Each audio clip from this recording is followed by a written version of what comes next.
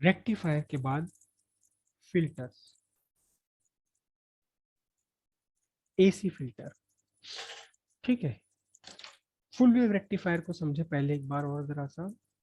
ये full wave rectifier है, और इस फुल वेव रेक्टिफायर में आपके जो वोल्टेज है, आउटपुट वोल्टेज, वो फ्लक्चुएटिंग वोल्टेज है। आउटपुट वोल्टेज यहाँ कैसे है? आउटपुट वोल्टेज कांस्टेंट नहीं है। आउटपुट वोल्टेज कैसा है? फ्लक्चुएटिंग है, वेरिएबल है आउटपुट वोल्टेज। ये तो बात सही है कि पोलैरिटी नहीं बदल रही, ऑल्टरनेटिंग करंट तो ये नहीं है, ये ऑल्टरनेटिंग तो नहीं रहा, लेकिन अभी भी ये जो आउटपुट है इसकी, ये output, it is not constant output,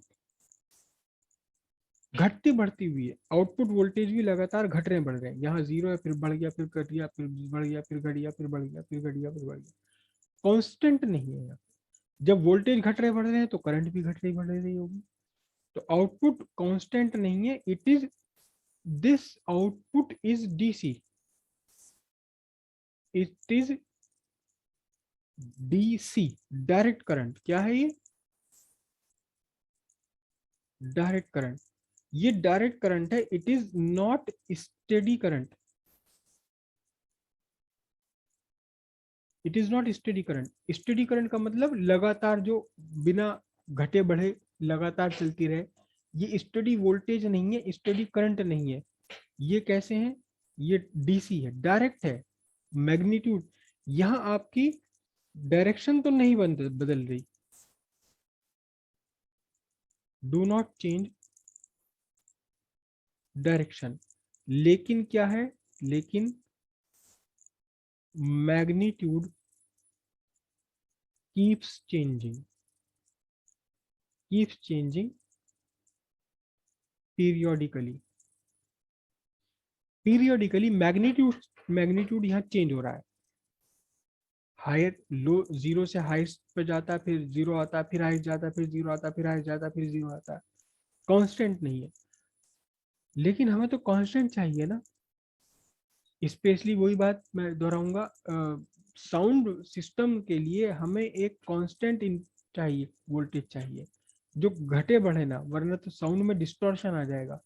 तो हम ये कहते हैं इस चीज को, अभी जो ये वोल्टेज है हमारा, या करंट है, जो भी है, ये करंट का वोल्टेज का दोनों का एक ही ग्राफ बनता है।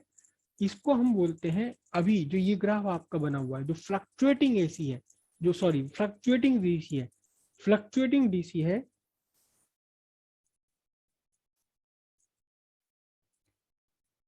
फ्लक्चुएटिंग डीसी है। ये फ्लक्चुएटिंग डीसी को हम बोलते हैं, ये DC with AC component, DC with AC component. है तो ये डायरेक्ट करंट, क्योंकि इसकी डायरेक्शन नहीं बदल रही है, तो ये एक ही डायरेक्शन में चलने वाली। लेकिन अब भी इसमें एसी की प्रॉपर्टीज है। एसी की देखो दो प्रॉपर्टी होती है एसी की। एसी की दो प्रॉपर्टी हैं। पहली प्रॉपर्टी क्या है? मैग्नीट्यूड में वेरिएशन होना पीरियोडिकली, जीरो से हाईएस्ट पर जाना, फिर वापस आना जीरो पर। और दूसरी प्रॉपर्टी क्या है? पीरियोडिकली डायरेक्शन बदलना। यहाँ करंट सर्किट में क्लॉकवाइज है, तो इस वाले पार्ट में करंट एंटी क्लॉकवाइज है, फिर क्लॉकवाइज चली, फिर एंटी क्लॉकवाइज चली। तो एसी की दो प्रॉपर्टी, एक तो मैग्नीट्यूड का वेरिएशन, और एक डायरेक्शन का बदलना। लेकिन यहाँ आप अगर ध्यान से देखें, आप यहाँ डायरेक्शन का बदलना तो हमने खत्म कर दिया, लेकिन मैग्नीट्यूड का बदलना तो अभी भी है ना। तो हम ये कहते हैं कि ये कौन सी करंट है, ये कौन सा वोल्टेज है? ये डीसी है, लेकिन जिसमें एसी कंपोनेंट है अभी बाकी। अभी इसमें एसी का एक करेक्टर बाकी है। क्या, कौन सा करेक्टर बाकी है एसी का? पीरियोडिकली इंक्रीज डिक्रीज होना, पीरियोडिकली इंक्रीज डिक्रीज होना, करेक्ट।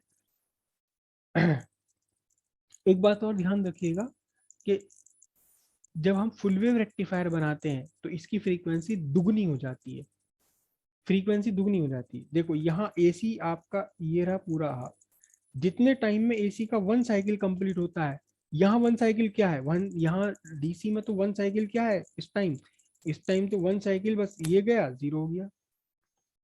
और समथिंग रॉन्ग हैपेंस, गड़बड़ हुई।